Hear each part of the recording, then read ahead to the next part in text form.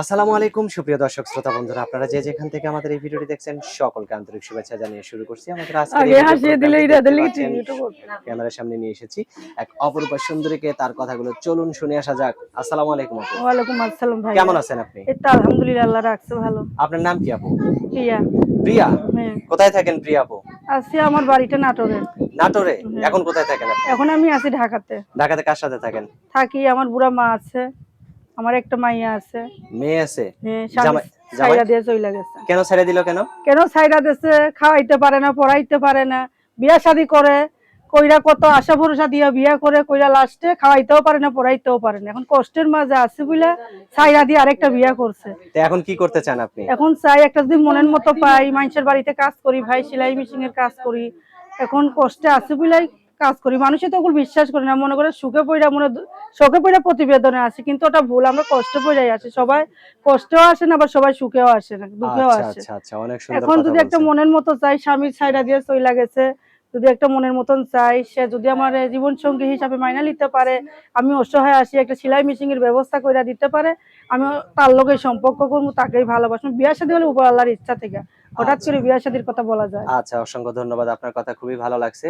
তো কেমন মানুষ হলে আপনি তার কাছে বিয়ে বসবেন? বয়স্ক বা জোয়ান বা কেমন? জোয়ান মানুষ না, বুড়া হইলে বিয়া বসমু। জোয়ান মানুষেরা মানুষের সাথে ধোকাবাজি করে, আর তারা বুড়া, তারা মানুষের ভালোবাসতে পারে, মানুষের কষ্ট বুঝতে পারে। আচ্ছা, তো আপনি কিভাবে বুঝলেন যে বুড়া মানুষরা ভালো?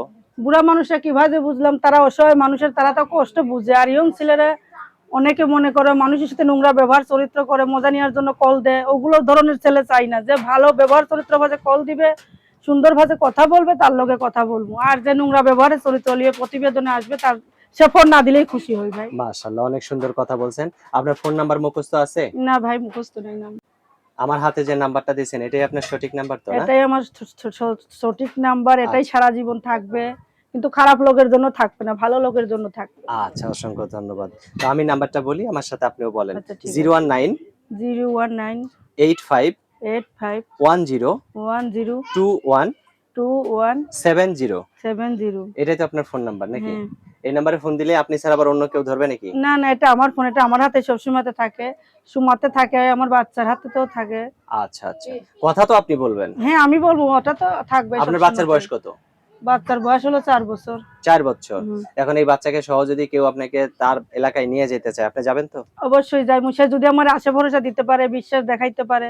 হুম হুম। আর হঠাৎ করে তার যাইতে পারি না ভাই। হ্যাঁ হ্যাঁ, অবশ্যই অবশ্যই। সে তো যদি ঠিক মনের আছে। মতো, অবশ্যই যাবো। তো ঠিক আছে আপু, ভালো থাকবেন। হ্যাঁ, আচ্ছা, আপনার নামটা আলহামদুলিল্লাহ। আরেকবার বলেন। প্রিয়া। প্রিয়া। তো ঠিক আছে প্রিয়া আপু, ভালো থাকবেন। দর্শক, এই প্রিয়াকে যদি কারো ভালো লাগে তাহলে অবশ্যই যোগাযোগ করবেন ভিডিওতে দেওয়া নাম্বারে। ভালো থাকবেন সকলে, আজ এ পর্যন্তই। আল্লাহ হাফেজ।